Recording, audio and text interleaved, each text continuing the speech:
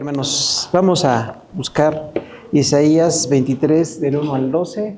El texto es profecía sobre Tiro. Leemos juntos. Dice, profecía sobre Tiro. Aullad, naves de Tarsis, porque destruida es Tiro hasta no quedar casa, ni a dónde entrar. Desde la tierra de Quiquim les es revelado. Callad, moradores de la costa, mercaderes de Sidón, que pasando el mar te abastecían. Su provisión procedía de las sementeras que crecen en las muchas aguas del Nilo, de las mies del río. Fue también emporio de las naciones. Avergüénzate, Sidón, porque el mar, la fortaleza, habló, diciendo: nunca estuve de parto, ni de luz, ni crié jóvenes, ni levanté vírgenes. Cuando llegue a Egipto tendrán dolor las naves de Tiro. Pasaos a Tarsis, aullad, moradores de la costa. ¿No es esta la ciudad alegre en los días de la antigüedad? Sus pies la llevarán a morar lejos. ¿Quién decretó esto sobre Tiro? La que repartía coronas, cuyos negociantes eran príncipes y mercaderes, eran los nobles de la tierra. Jehová de los ejércitos lo decretó para embellecer la soberbia de toda gloria y para abatir a los ilustres de la tierra. Pasa con el río a tu tierra, oh hija de Tarsis, porque no tendrás ya más poder. Extendió sus manos por el mar e hizo temblar los reinos. Jehová mandó respecto a Canaán, y sus fortalezas serán destruidas. Y dijo: no te alegrarás, oh oprimida, virgenesa de Sidón, levántate para pasar Quitim, aún no tendrás reposo. Siéntese, hermanos, por favor. Es interesante cómo Dios juzga a todo el mundo. Cuando hablamos de Isaías decimos, bueno, Dios habló muy específicamente a Israel, que todavía no se dividía. 30 años después de la profecía de Isaías se dividió el reino. Las 10 tribus del norte quedaron bajo gente que no pertenecía a la casa de David, y las 2 tribus del sur bajo el linaje de David. Y ya fue el país dividido. Pero el cautiverio siempre habla como de una crisis muy fuerte. Para ellos era mucho temor, pues, ser llevados a otra nación, para cualquiera, ¿no?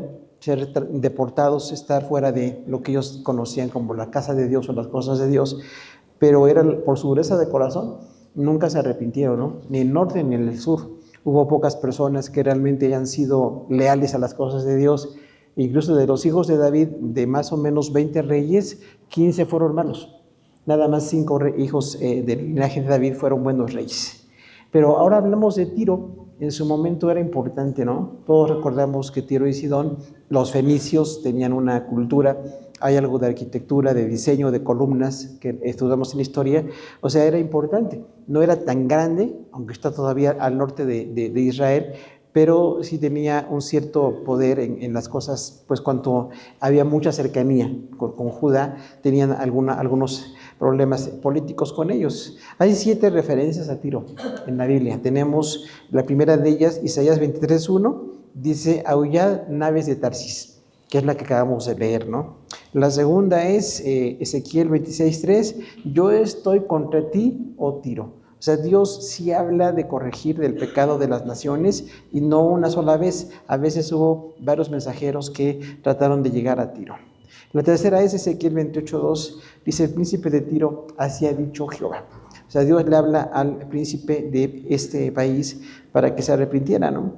Luego tenemos Amós 1:9, por 3 pecados de Tiro y por el cuarto. O sea, tenía varios pecados, no nada más uno. Era el cuarto pecado, ¿no? Dice ahí. También tenemos la quinta referencia en el Nuevo Testamento. En Mateo 11 dice Jesús: si en Tiro se hubieran hecho los milagros, gente habla de las zonas donde rechazaban a Jesús, y dice Jesús, bueno, Tiro no se arrepintió, pero si hubiera hecho Jesús los milagros en Tiro, estarían en contra de Judá, porque si se hubieran arrepentido, ¿no? Y ahí vemos cómo a veces la gente que debe estar con Dios, pues no se arrepiente.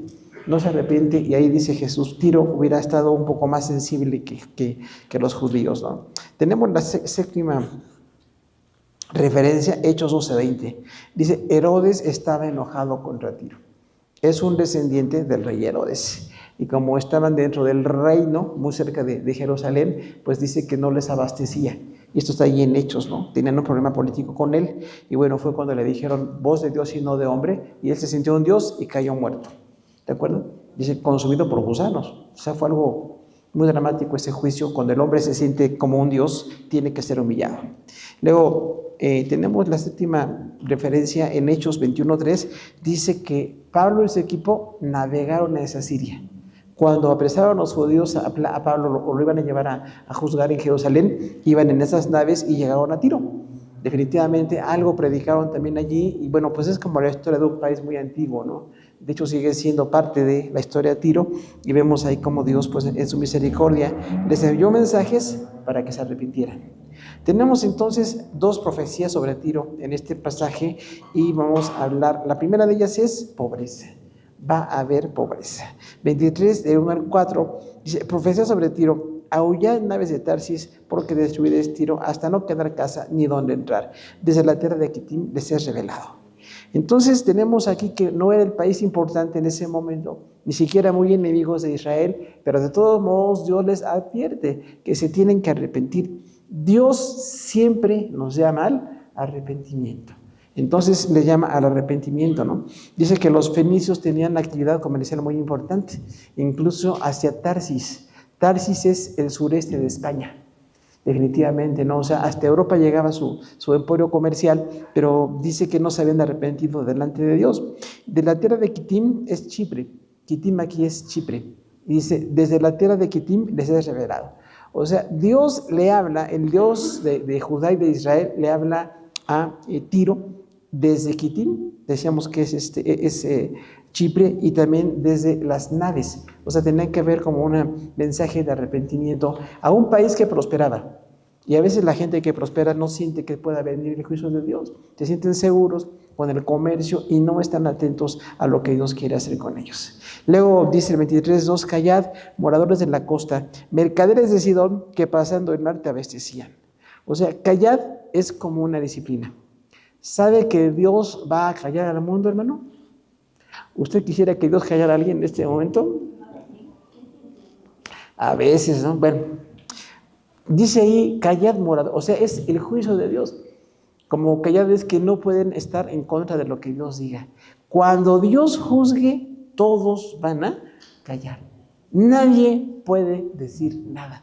Ni con soberbia, ni con economía, ni con comercio, ni con las cosas que nos parecen valiosas, nada puede ser en contra de Dios. Por eso cuando dice que callen es como un juicio, es parte de su juicio. Dice: del mar te abastecían. Recuerda que el comercio pues por barco era muy importante. Había pues tráfico de muchas cosas y ventas buenas y malas de todo tipo, pero el comercio parecía que estaba bien. Y dice Dios: va a acabar el comercio. ¿Qué pasa si acaba el comercio, no? Pues acaban muchas cosas, porque definitivamente del comercio vive mucha gente. 23:3 habla de la provisión. Dice: su provisión procede de las sementeras que crecen, de las muchas aguas del Nilo, de la mies del río, porque era en pro de naciones. Entonces, dice aquí que habla de una fuerte abundancia. Las sementeras eran los sembradíos. Había mucha siembra. Imagínense un comercio por mar y aparte buena agricultura. O sea, este país tenía prosperidad. Y dice: las aguas del Nilo te pueden abastecer. O sea, tenían esa cercanía y había esa bendición. La mies del río, dice ahí, o sea, como la siembra, ¿no? La siembra del río. Y luego dice: fue un emporio. El emporio es un comercio de muchas naciones. Entonces tenían comercio con muchos países y esto daba riqueza en lo económico. Y lo económico no está mal en sí, pero lo malo es cuando el corazón no está en las cosas de Dios. Y dice que hay una vergüenza. 23:4: avergüénzate, Sidón, porque el mar, la fortaleza del mar habló, diciendo: nunca estuve de parto, ni de luz, ni crié jóvenes, ni levanté vírgenes. O sea, iba a acabar la vida natural.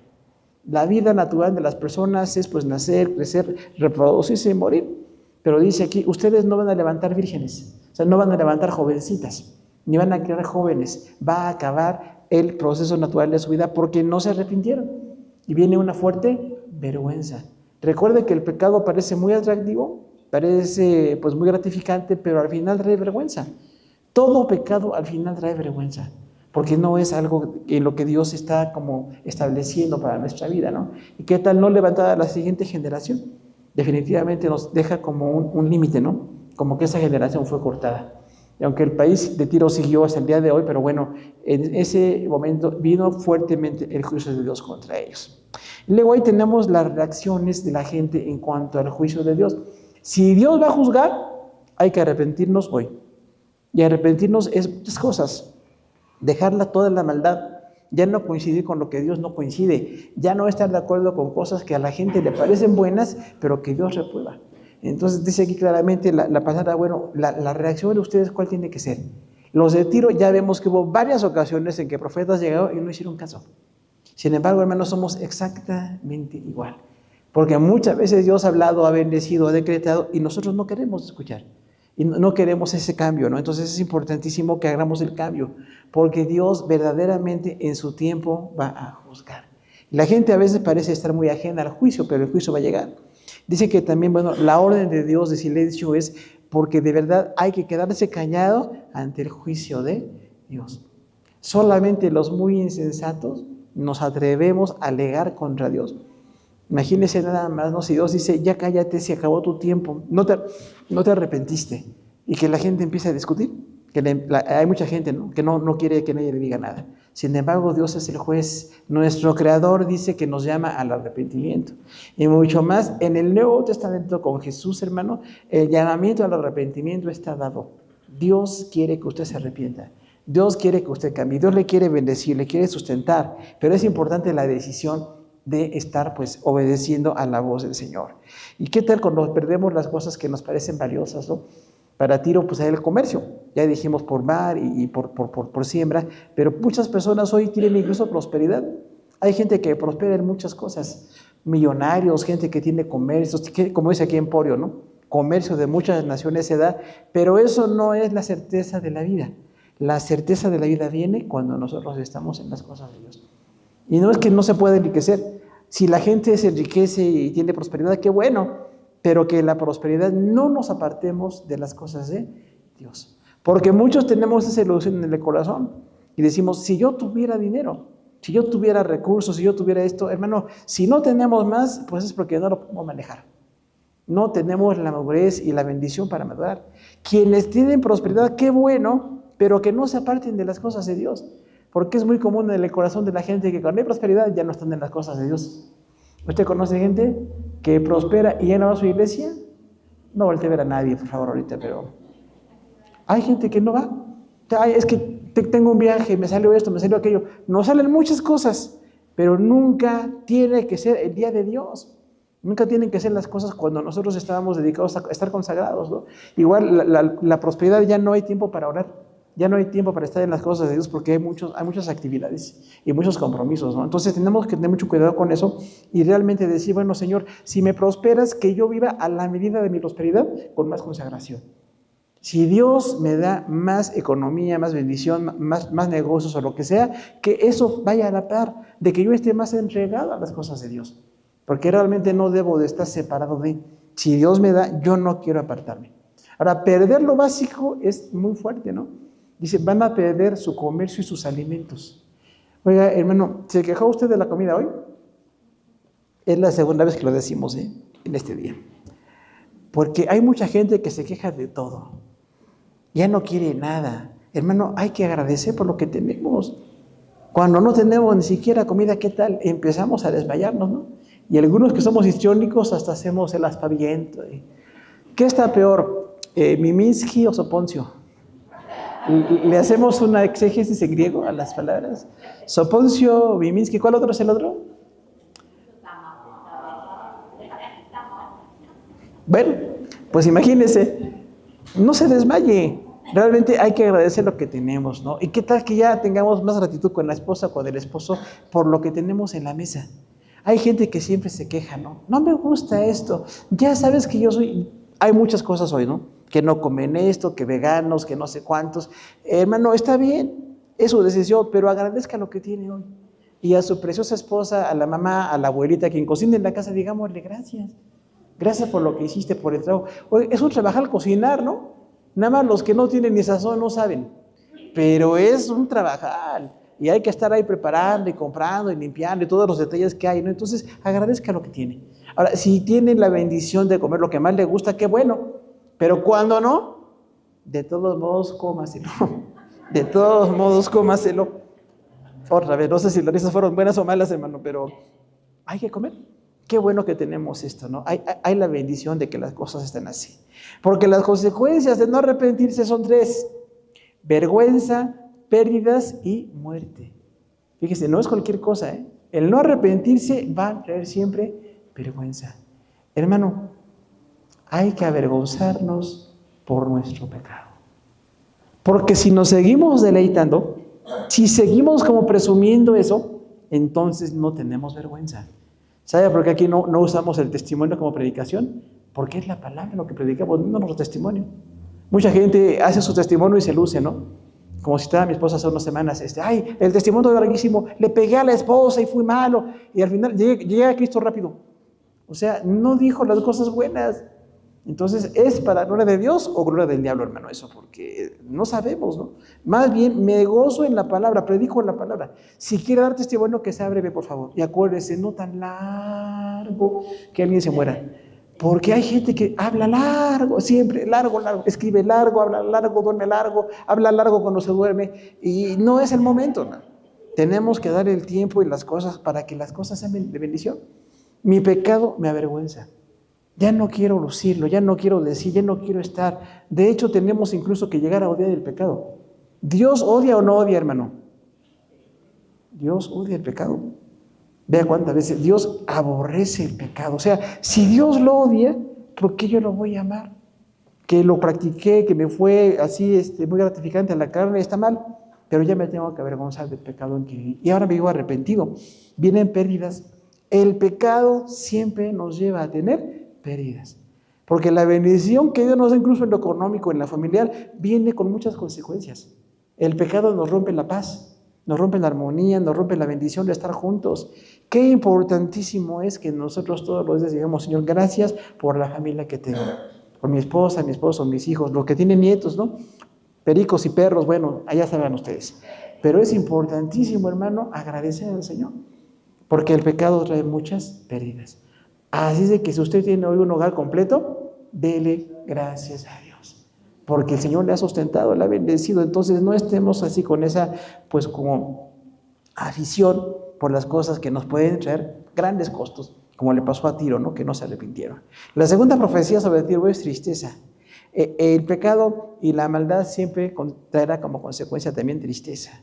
Dice 23:5, cuando llegue la noticia de Egipto, tendrán dolor las naves de Tiro.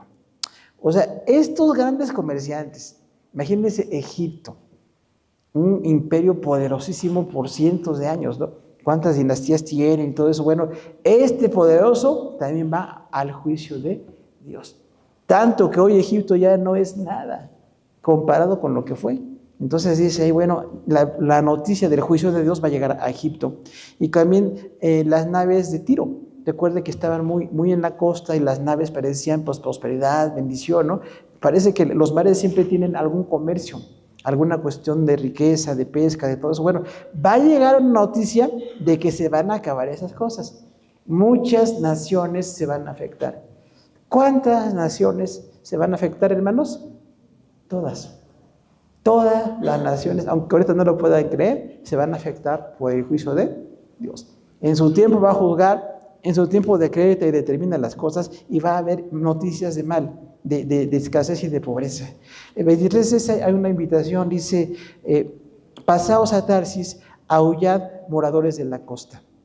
Esto es muy importante porque dijimos que Tarsis es el sureste de España. O sea, hablamos de Asia, que estamos en Jerusalén y Tiro y Sidón, y luego pasamos hasta Europa. Y en ese momento era parte del comercio que usted sabe, incluso está con África, ¿no? Entonces era como que todo el mundo sepa que Dios le va a juzgar. ¿Por qué le van a dar la noticia a España, a Tarsis? Porque también allá va a llegar el juicio de Dios. Y se analiza también la historia de España, cuántos juicios, ¿no? Cuántos años estuvieron siglos sometidos a los musulmanes y cosas tremendas, porque no estaban arrepentidos. De hecho, el día de hoy España no es un país arrepentido. Creo que pocos países arrepentidos, quizás no hay ninguno en el mundo. Solamente la iglesia de Cristo se arrepiente. Solamente la iglesia de Cristo tiene conciencia, ¿no? Y puede estar delante de estas cosas. Ahora, cuando dice aullar, es como un gemido, así que no se puede ni reconocer. Como hacen los animales, ¿no? Y dice ahí, aullar, van a aullar los moradores de la costa. Eran ricos, tenían prosperidad, pero van a aullar porque no se quisieron arrepentir. Luego, 23:7 habla de la ciudad. Dice ahí, No era esta vuestra ciudad alegre con muchos días de antigüedad, sus pies la llevarán a morar lejos. O sea, una ciudad muy antigua, que es Tiro, ya va a ser llevada lejos. ¿Por qué? Por el cautiverio. Llegaron los asirios, los babilonios, los medopersas, los griegos y devastaron con toda Europa y con parte de Asia, ¿no? Entonces van a ser llevados. Las ciudades que se sienten seguras, ninguna está segura más que cuando nosotros somos como la ciudad de Dios, ¿no? Cuando estamos en Dios, cuando estamos en Cristo, nos afirmamos en Cristo, hay bendición. Pero cuando estamos pensando que porque la ciudad es vieja no la van a quitar, pues sí, la van a quitar. ¿Cuántas ciudades han sido quitadas, no? Que parece que no las quitaban. Babilonia, la maravilla de pues eso que hizo Nabucodonosor, no fue quitada. Y en poco tiempo, realmente cuando Nabucodonosor murió, como a los 30 años, llegaron los persas y devastaron. Entonces, hermano, no hay ningún imperio inamovible. Aunque tengan riqueza y muevan naciones, tengan mucha gente, poblaciones grandes, ciudades grandes, o incluso pues muchas ciudades bajo su gobierno, Dios permitió que los quitaran. Entonces no pensemos que por alguna cuestión las grandes ciudades no se van a quitar. Lamentablemente, cuando hablamos de la historia y en el futuro, la profecía de los juicios de Dios en el futuro también va a haber ese tipo de gran tribulación. Luego esto viene por un decreto, 23:8. ¿Quién decretó esto sobre Tiro? La que repartía coronas, cuyos negociantes eran príncipes, cuyos mercaderes eran los nobles de la tierra. O sea, habla aquí de una cierta riqueza y poder, incluso con sus príncipes, ¿no? Si usted estudia la historia, sabrá los nombres de los príncipes en esa época, años 750 a.C., ¿no? Dice, ¿quién decretó sobre Tiro? Esta ciudad, con alguna antigüedad, con alguna soberbia, dice, va a ser quitada la que repartía coronas. O sea, es como que tenía el poder de poner en otros coronas. Los imperios son así, ¿no? Deciden a quién le ponen, a quién le quitan, qué hace, qué no hacen. Y entonces dice, esta que repartía coronas también va a ser juzgada. Y luego habla de los comerciantes que eran príncipes. O sea, era literal, los comerciantes muy enriquecidos eran los príncipes de Tiro. Que los príncipes comerciaran, que fueran prósperos, que tuvieran mucho comercio, estaba muy bien, pero el comercio se va a acabar. ¿Sabe que nuestros recursos un día se van a acabar? Cuando Dios disponga, ¿no? Y como Dios disponga, porque claro que los necesitamos. No quisiéramos que pasara hoy, pero definitivamente las cosas van a pasar. Y luego dice ella, sus príncipes eran los mercaderes de la tierra y eran los nobles. O sea, había un linaje, una dinastía importante en Tiro que eran comerciantes y reconocidos. Pero ¿qué va a pasar? Pues van a ser quitados. Ningún hombre, ninguna mujer está en un lugar por lo que puede. Estamos o no estamos porque Dios decide. Y Dios decide cuándo nos pone y Dios decide cuándo nos quita. Entonces esa es la conversión en el corazón, que le digamos al Señor, me voy a estar cuando tú quieras, pero cuando me quieras quitar también voy a estar sin ningún problema, porque tú me quieres quitar este lugar, ¿no? Y luego dice, es Jehová el que hace este decreto de estar en juicio contra Tiro y Sidón. Dice 23:9, Jehová de los ejércitos lo decretó para establecer la soberbia de la gloria y para batir a todos los ilustres de la tierra. ¿Quién es Dios? Recuerde, Dios es Señor de todo el mundo. No importa si son monarquías o democracias o lo que sea, Dios es el Señor del mundo. Y en su momento Dios ha quitado. ¿Se recuerda históricamente cuánta gente fue quitada? Que pensaban que nadie los quitaba y Dios los quitó. O por vida natural, no por muerte natural, fueron quitados en su momento. Hay que recordar que vamos a ser quitados. No hagamos tantos raíces con las cosas porque nos vamos a ser quitados. Quisiéramos estar hasta el tiempo que Dios decrete, ¿no? Quisiéramos salud física, emocional, familiar, hasta que Dios disponga. Pero todos vamos a ser quitados. Y dice aquí, bueno, Dios decretó quitar a estos príncipes de Tiro y Sidón, tanto que hoy en Tiro y Sidón no hay dinastía, no hay un linaje de príncipes. Hay muchas cuestiones en la historia con Tiro, pero fueron quitados. Sin embargo, en ese momento pensaban que nadie los iba a quitar. Es muy humano sentir que nadie nos puede quitar. Es muy humano pensar que estamos bien allí, que podemos estar, que no vamos a ser quitados. Y dice, bueno, estas personas van a ser quitados. Porque dice, bueno, para envilecer la soberbia, o sea, hay el problema del egoísmo tremendo. Toda la soberbia va a ser quitada. Porque recuerde, Dios nos bendice, reparte, da como Él quiere, pero quien se siente mejor que otros ya es soberbio. Y alguien soberbio tiene que ser humillado. Y en su momento Dios le va a quitar pues esas razones por las que es soberbio, porque el único que merece la gloria es Dios. Cuando decimos, tengo algo, esto, aquello, lo disfruto, es una bendición de Dios. Si usted reconoce que viene de Dios, hermano, qué bueno. Como el canto de André Crouch, ¿no? Si yo ganara alguna fama, la llevo al Calvario. O sea, todo lo que Dios me da es de Cristo. Claro que hay que trabajar, prepararse, Dios reparte de dones como Él quiere, pero todo lo que tenemos hay que agradecerle a Dios. Por favor, agradezcanle a Dios por cada día de vida, por cada cosa que sucede. Y luego dice, bueno, el propósito es para abatir a los ilustres de la tierra. Dios quita príncipes para humillar la soberbia. Y dice aquí, bueno, sí, ellos fueron envilecidos de su soberbia, o sea, fueron como derribados de su soberbia, pero también para notar que los ilustres de la tierra van a ser quitados. ¿Cuánta gente ama la fama? Pues todos, sobre todo los no cristianos, ¿no? Les encanta la fama, por lo que sea. Pero dice, aún esos ilustres de la tierra van a ser quitados, porque están en una actitud de desafío, abierto a las cosas de Dios. Entonces, estos ilustres de la tierra van a ser quitados. Y luego habla de un río, 23:10. Pasa cual río tu tierra, oh hija de Tarsis, porque no tendrá ya más poder. Entonces, esto es como decíamos de España, que está en Europa, habla como de huir de Asia a Europa. Ahora, Tarsis en ese momento no era importante, nada más que eran puertos, eran también lugares de comercio, pero dice, bueno, ve a los que tú crees con los que puedes comerciar, ve con ellos, pero no hay una solución. Buscar a alguien más con quien comprar no es solución. La solución es convertir nuestro corazón. La solución es cambiar de fondo lo que somos, ¿no? Porque dice hija de Tarsis, o sea, recuerde la palabra hija, es así como alguien que ama a su hija literal. Y muchas veces dice la hija de Jerusalén, ¿no? La hija de Jerusalén habla de Judá, pero aquí no es la hija de Jerusalén, habla la hija de Tarsis. La misma metáfora, ¿no? Como alguien que ama a una hija o que la valora mucho. Bueno, esta hija de Tarsis, que es España, va a ser como pues una confianza fallida, porque los de Tiro piensan que al comerciar con España pueden seguir adelante. Fueron a comerciar y de todos modos fue quitado su poder. Y esto es muy importante que nosotros veamos. No tendrás ya más poder.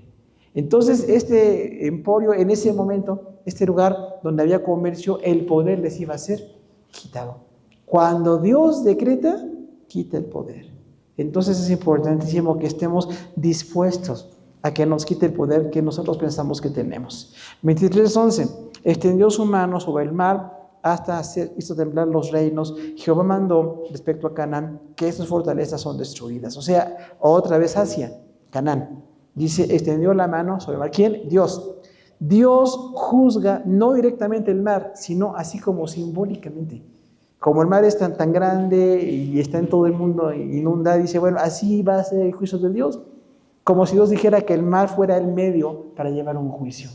Dios juzga y su juicio se va a cumplir. Entonces, hermano, hay que estar confiados en eso. Si Dios va a juzgar, yo me tengo que arrepentir. Yo tengo que cambiar y tengo que confiar en lo que Él quiere que haga. Y dice, y aún las fortalezas de Canaán también van a ser destruidas.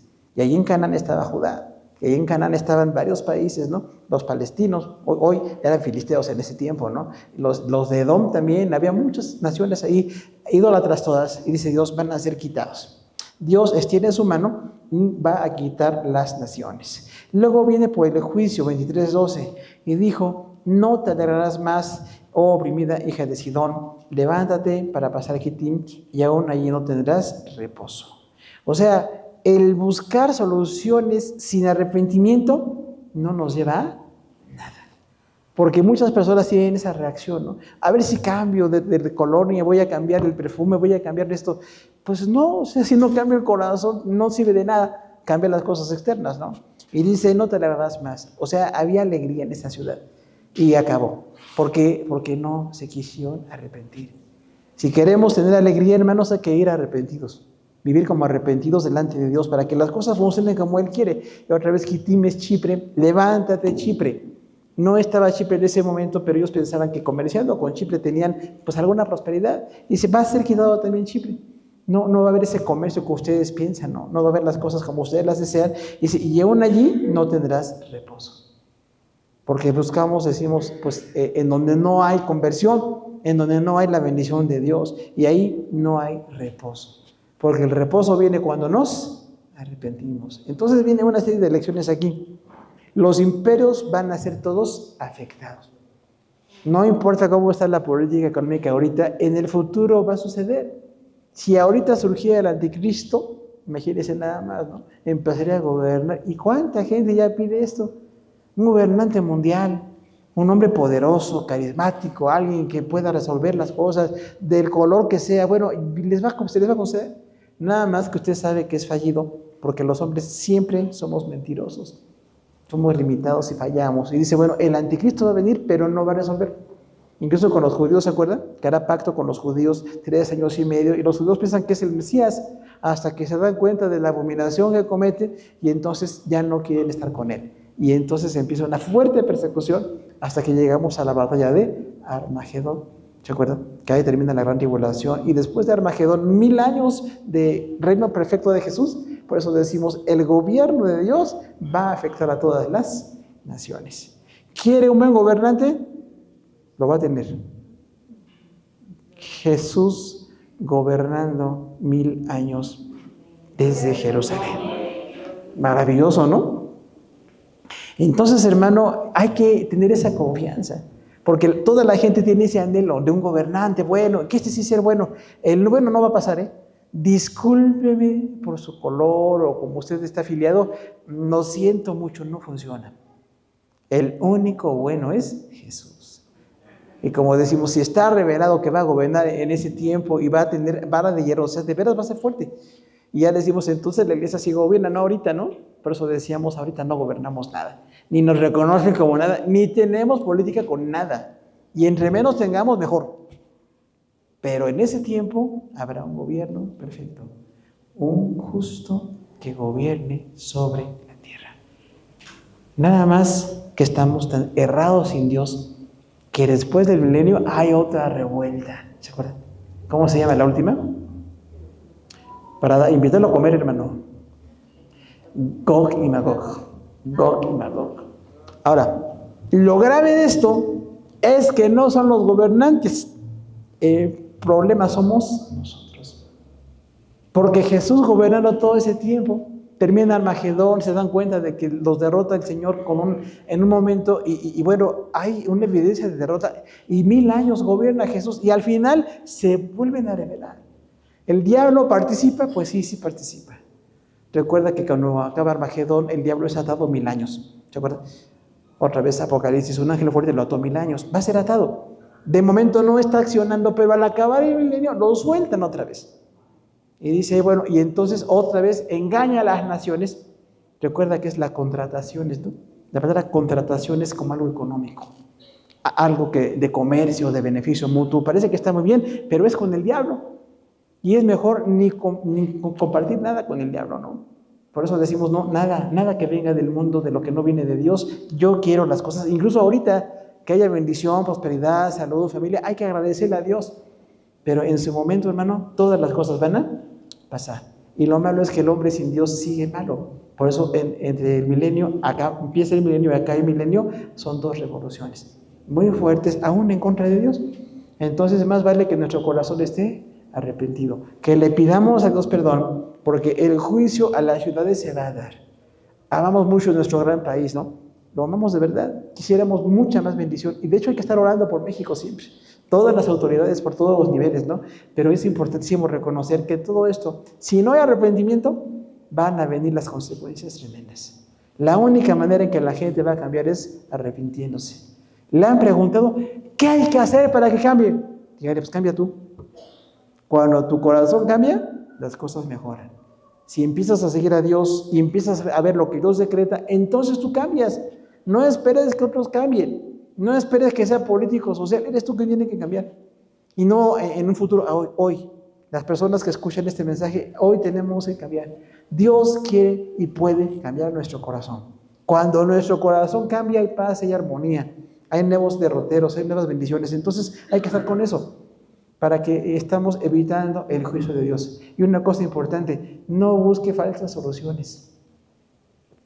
No ponga los ajos atrás de la puerta, hermanos. Póngalos en la cocina, por favor. ahí sí hacen falta los ajos, ¿no? No se ponga la ropa de tal color y que voy a sacarla. ¿Lo hizo en diciembre? Si no se arrepientas, hermano, porque sal con tu maleta, cómete 12 uvas. No, hermano, le va a subir la glucosa. Por favor, no hagamos cosas tontas. Necesito conversión, consagración. Y algunos incluso, pues no lo hacen tan abierto, pero sí piensan en la mala suerte, ¿no? Si yo no soy de mala suerte, porque es de mala suerte. Pero necesito otras cosas. No necesitamos nada. Cuidemos nuestros caminos, las vidas, las cosas que Dios demanda, y en su momento Dios siempre bendice. Y Dios siempre ha dado en su momento cuando quiere dar las cosas. Y reconocemos que viene de Dios y estamos agradecidos, pero no estemos con un corazón no arrepentido. Dios sabe en lo profundo de nuestro corazón si no nos hemos arrepentido. Y tenemos que estar ahí revisando y buscar las cosas de Dios, porque el juicio viene a pequeñas y grandes ciudades. Dice aquí entonces, hermano, es importante que en cada ciudad del mundo haya creyentes, que estemos en Cristo, que tengamos una forma diferente de ver las cosas y de vivir, y que seamos fortalecidos para continuar en la obra de Dios. Yo no sé usted cómo se siente hoy, hermano, pero no ha acabado. Si usted está vivo, Dios tiene planes para usted. No ha acabado. Ya cuando morimos, lamentablemente, bueno, terminó, pero si usted está vivo hoy, deje lugar a las cosas de Dios. Que Dios le bendiga y le fortalezca en todo. Oramos al Señor, hermano. Oramos al Señor. Profecía sobre Tiro. Nada más 12 versículos. Si usted quiere de pie, está bien, en el altar, donde usted quiera, podemos orar al Señor para que su gracia se derrame. Pobreza y tristeza. 2 profecías para un país que no se arrepintió. Hay que arrepentirnos nosotros hoy. Señor, en este momento te donamos y te bendecimos porque tú eres soberano, porque tú eres justo, porque tú decretas y estableces lo que tú de manera perfecta ya has determinado. Por eso ponemos en tu mano nuestras vidas y la vida de cada nación, Señor. Nuestro gran país lo ponemos en tus manos. Oramos que tú bendigas, Señor, desde la presidenta del país, todos los gobernadores, las personas en los municipios, Señor, aún en los pequeños pueblos muy lejanos y las grandes ciudades también, en todo lugar, como dice este texto, Señor, porque sobre todo viene el juicio si todos arrepentimos. Que tu palabra llegue, que podamos estar compartiendo el Evangelio, que podamos estar haciendo exactamente lo que tú quieres para que el mundo te conozca, Señor, y te rogamos también fortaleza para poder continuar con la labor. Cada uno tenemos cosas importantísimas que hacer dentro del hogar, en el ministerio, en el trabajo. Todo lo que hacemos es importante, que dentro de lo que hacemos siempre estemos intercediendo para que el mundo te conozca, para que la gente que nosotros amamos también conozca de Cristo, Señor, y para que haya un arrepentimiento de verdad, porque fuera del arrepentimiento las cosas siempre van a ser peores. Y como dice este pasaje, Señor, que el pecado siempre trae vergüenza y muerte y trae muchas cosas terribles, que no coincidamos de nada con el pecado, porque tú nos has librado de esta manera vana de vivir. Estamos en tus manos y rogamos que bendigas a cada hombre, cada mujer, cada familia aquí representada, Señor, porque somos tu pueblo. Te queremos bendecir en el nombre de Cristo Jesús. Amén. Dios le bendiga, hermanos. Gracias por su atención.